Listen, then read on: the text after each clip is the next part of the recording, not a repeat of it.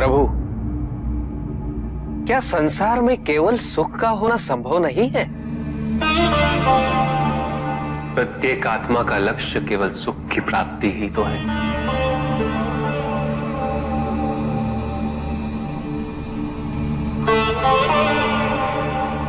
परमानंद की प्राप्ति। किंतु हम सुख नहीं, सुख को प्रदान करने वाली वस्तुओं को एकत्रित करना ही जीवन का उद्देश्य मान लेते हैं। ये समस्त संसार माया है, सब कुछ नश्वर है।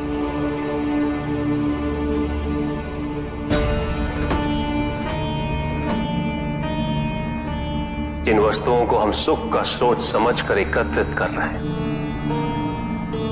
वो सदैव नहीं रहेंगे। जो व्यक्ति सत्य को जानते हुए भी लोभ का परित्याग नहीं करते, वो सदैव इन्हें खोने के भय में जीते।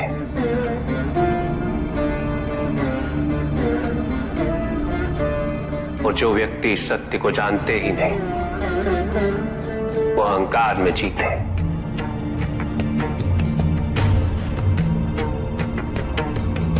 और जहां अहंकार और भय उपस्थित हो, वहां सुख कैसे रह सकता?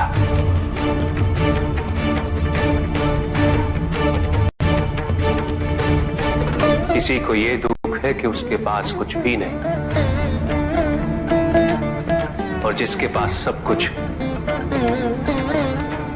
उसे ये दुख है कि पाने को कुछ शेष नहीं। सुख को हम स्वयं अपने दृष्टिकोण से परिभाषित कर देते हैं, जबकि वास्तविकता इससे भिन्न है।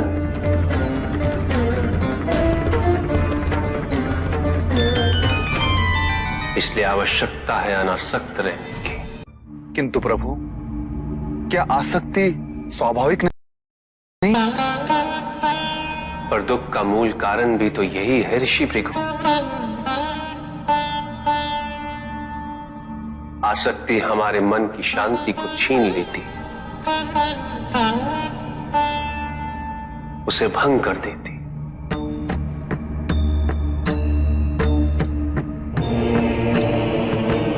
हमारी बुद्धि को स्थिर नहीं रहने देती, उसे चंचल बना देती।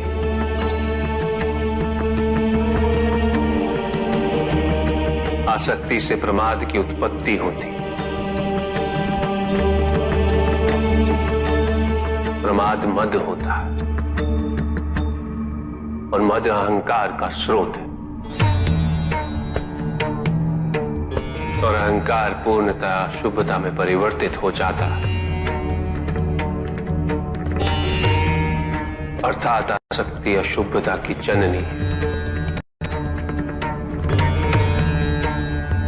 इसलिए अनावश्यक है। तो प्रभु, आसक्ति को अनासक्ति में कैसे परिवर्तित किया जा सकता है? और हम आसक्ति से कैसे उबर सकते हैं प्रभु? आसक्ति से मुक्त होना ही अनासक्ति है। आसक्तिहीन होने के लिए अपने और पराये का भेद मिटाना अनिवार्य है।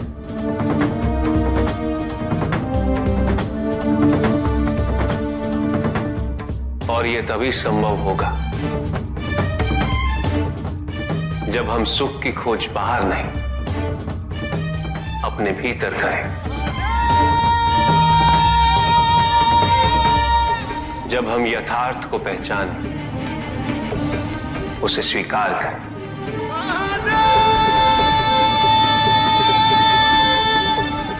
हम अपने सुख को सांसारिक तत्वों से परिभाषित नहीं करें। जब तक हम ऐसा करते रहेंगे, हम बंधते जाएंगे। जब हम स्वयं अपने भीतर झांकना आरंभ करेंगे, हमारी मुक्ति का मार्ग स्वतः प्रशस्त होता जाएगा।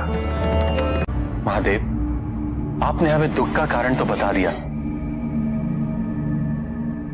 किंतु हम भय के बारे में भी जानना चाहते हैं।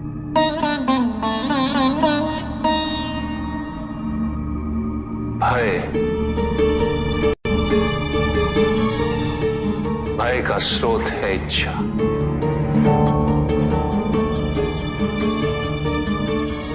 पाने की इच्छा होगी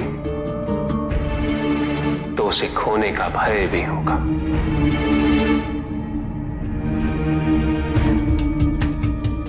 यदि जीवित रहने की इच्छा है तो मृत्यु का भय भी अवश्य होगा।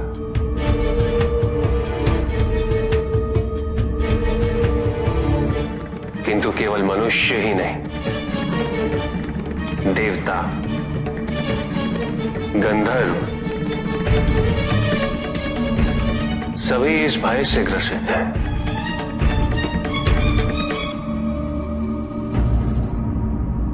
क्योंकि इच्छाओं से मुक्त कोई भी नहीं।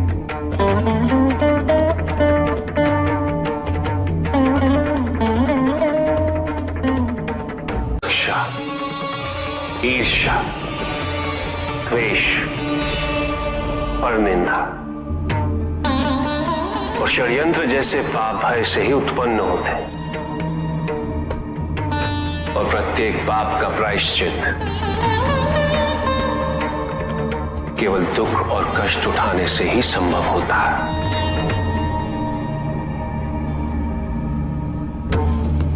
इसलिए भय भी अंत में दुख का कारण बन जाता है।